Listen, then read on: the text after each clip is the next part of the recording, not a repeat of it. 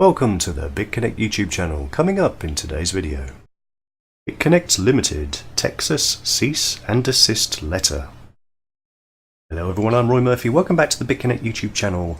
I'm making this video in response to various emails I've had, and there's a few YouTube videos coming up about it, people asking lots of questions, and I know how this works, guys. If I don't address this straight away, then the FUDsters and the whole FUD machine will start doing its vicious attack on Bitconnect, as they always do, because there's always something in the media, always something in the news where people misrepresent what they say. So I've done a little bit of research on this. I was going to make a video about 2 hours ago, and I reached out to a few lawyers in the UK. Now it's very early in the morning here, it's now 3 AM. But I did reach out to a friend of mine in Japan to maybe give me some insight, bearing in mind that this is a US specific issue.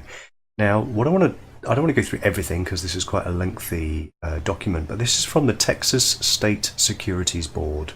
So this is the subdivision of the SEC, this is the regional representation, this is specifically only for Texas, and this is specifically only in the US. But this is a cease and desist order that has been publicised in an open letter to Bitconnect at the Panorama Park Street, Ashford, England, care of Companies Made Simple Limited.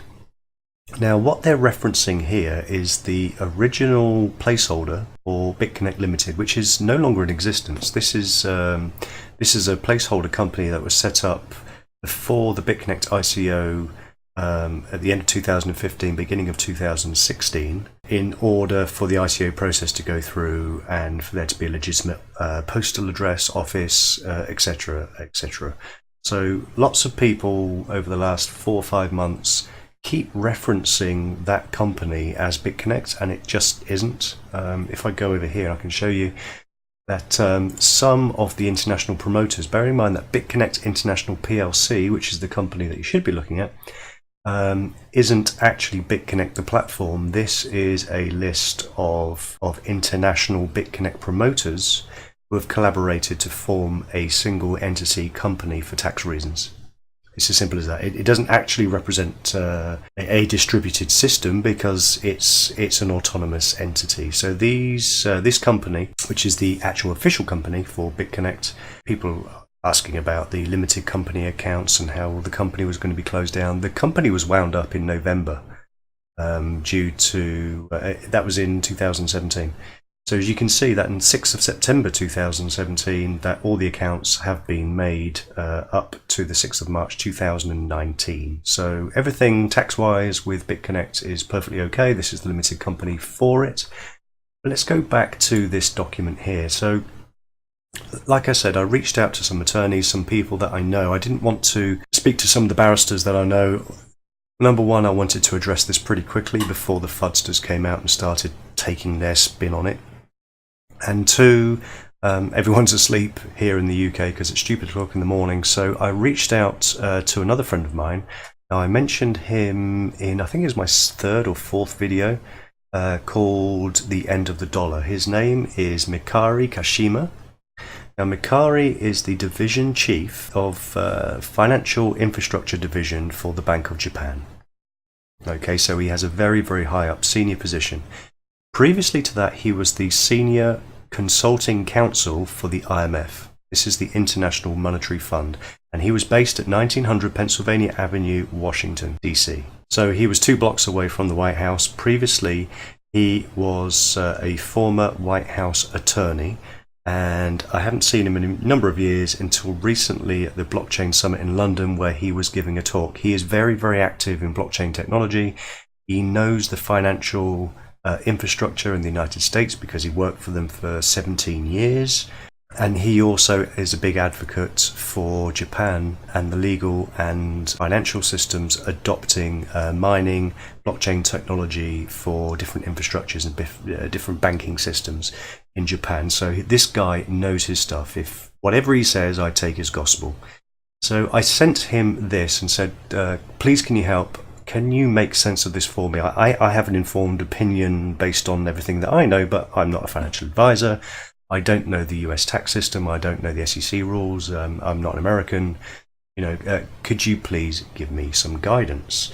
So his feedback was the SEC regulates ICOs. It's one of the new things coming out of the industry in 2017, but DAOs are exempt. As far as the SEC regulations go, that DAOs are exempt. So a DAO is a distributed autonomous organization. So DAO regulation for solicitation and advice is now defined at state level in the United States of America. DAOs are exempt from SEC regulations, and in every country in the world, actually, bar none.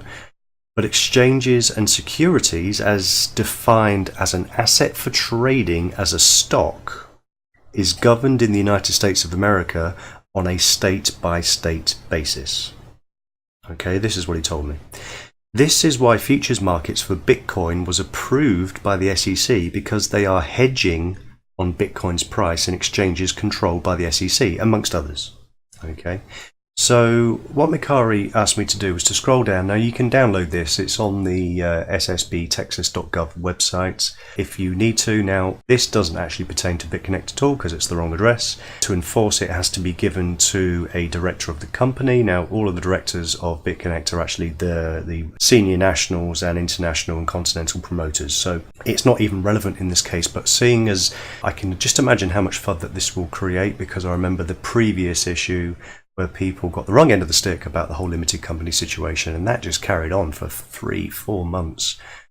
It gave me no end of emails and YouTube responses, which even I still respond to today. So it hasn't even ended now. People still see this, and I see this as a non-issue. So to stop that in its tracks, I want to actually go through and just carry on anyway. So if you go through the whole of this here, it says about the finding of facts and the Bitconnect lending program. It actually does a really good job of actually defining what Bitconnect does. Maybe we should copy some of this stuff. But most of this is actually copied from the Bitconnect website as detailing what Bitconnect does, about how the investment platform works, how staking works, how the proof of concept is. They've added this for the initial coin offering of Bitconnect X, which apparently is an issue. If you want to launch an ICO in the state of Texas, then they've said that the ICO will not be ratified in the state of Texas.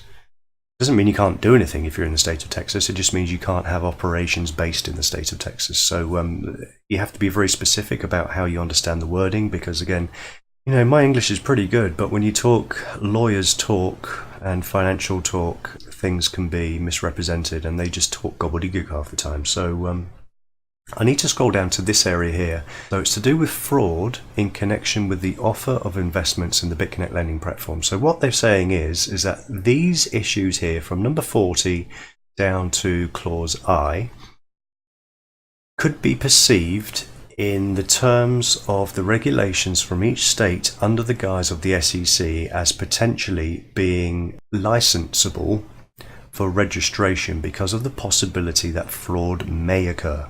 So let me read this to you. Clause 40, in connection with the offer of investments in the Bitconnect lending program, respondent Bitconnect is intentionally failing to disclose the identity and qualifications of the persons that developed and control the Bitconnect trading bot and volatility software, and the intentional failure to disclose this information constitutes the intentional failure to disclose material facts.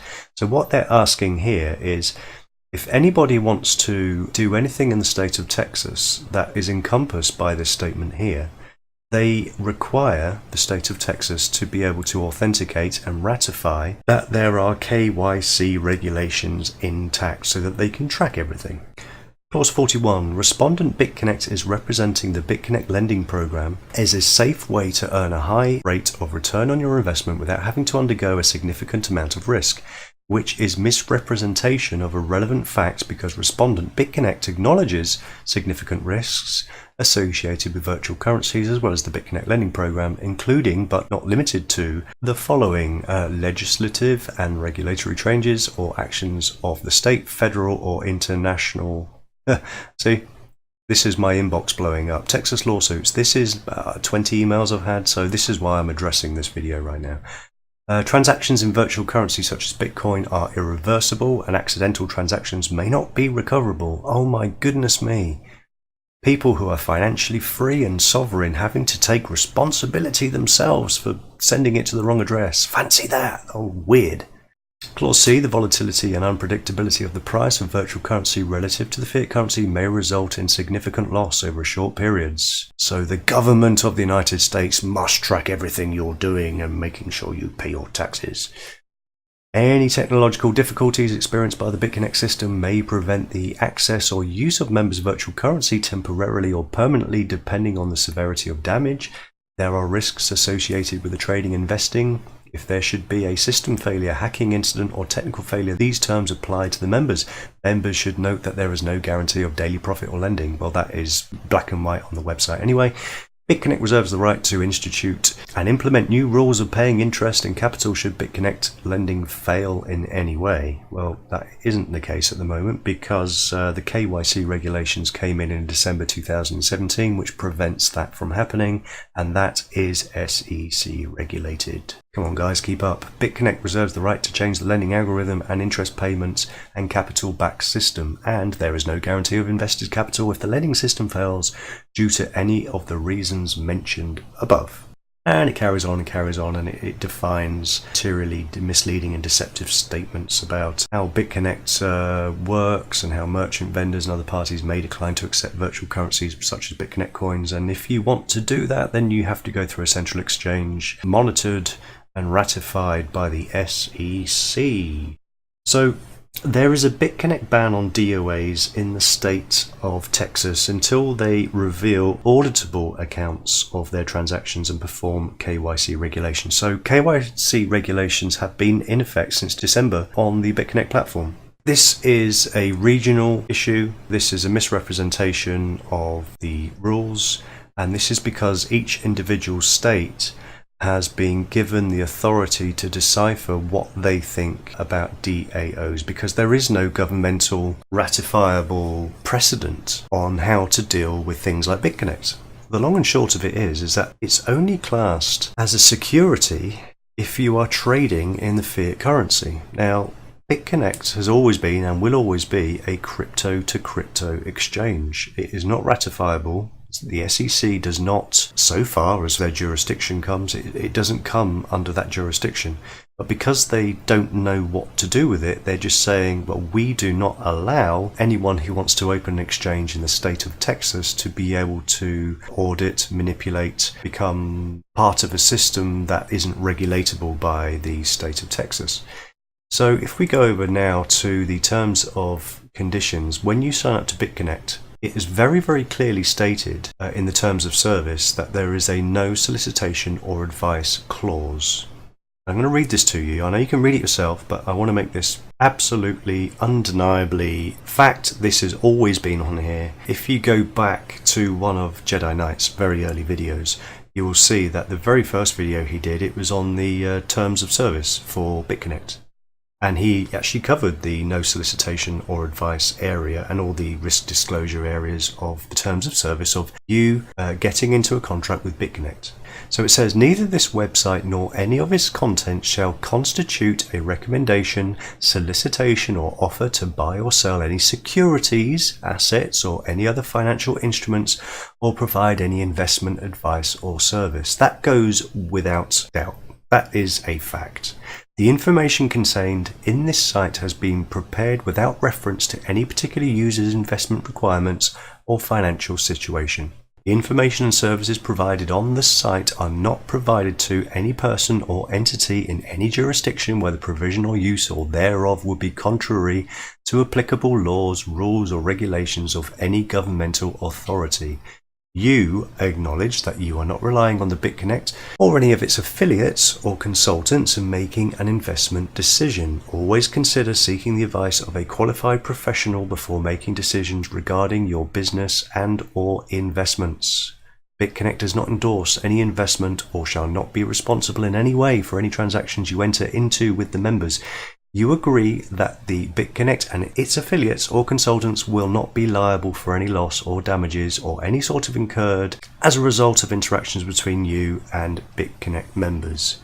Bitconnect members, guys, this is a peer-to-peer lending program. When you trade, which is the only issue that the SEC has or subdivisions of anybody else, any other country or state. It's peer-to-peer. It is not regulatable. And those that don't know what to do with these DAO systems will just do a blanket ban and say, do you know what, until we understand, until we get guidance from the SEC about what to do with institutions and platforms like Bitconnect. It's not just Bitconnect. I mean, the Texas state, the SEC actually did exactly the same thing for USITech. And that was a hoo-ha for about a week, and then it just died off, and then nobody cared and nothing happened. And the same will happen with Bitconnect as well. For the fact that they've got the wrong company, the wrong limited address, and the fact that there are no operations that occur specifically in Texas. So I hope that will stop any of the FUD. I imagine it probably won't, because I know the people who will be making videos on this already. It's the usual fools. Don't fall for it, guys. If you want to, then just send them a link to this video and we can all get on with our days.